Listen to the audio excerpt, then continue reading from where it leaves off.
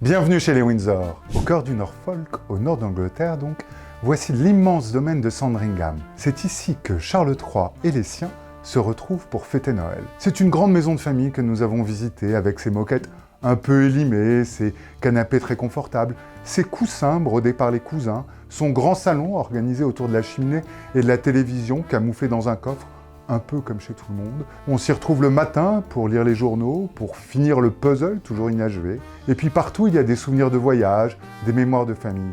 Logique, depuis la fin du 19e siècle, depuis donc Édouard VII, fils de la reine Victoria et son épouse Alexandra, la famille royale a fait de ces 8000 hectares son vrai refuge. On y a reçu tous les cousins, du tsar de Russie au roi de Danemark, en passant par les rois de Grèce.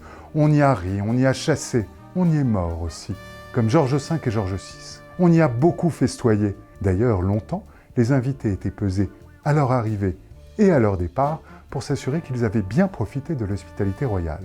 Nous avons arpenté les forêts du domaine, exploré le parc et ainsi retrouvé la trace des Romanov, celle d'Élisabeth II et du prince Philippe, mais aussi celle d'Andrew, le prince déchu, et celle du mystérieux prince John, dans les fermes des alentours. Voici un rendez-vous dans l'intimité des Windsor à retrouver dans Le Point cette semaine.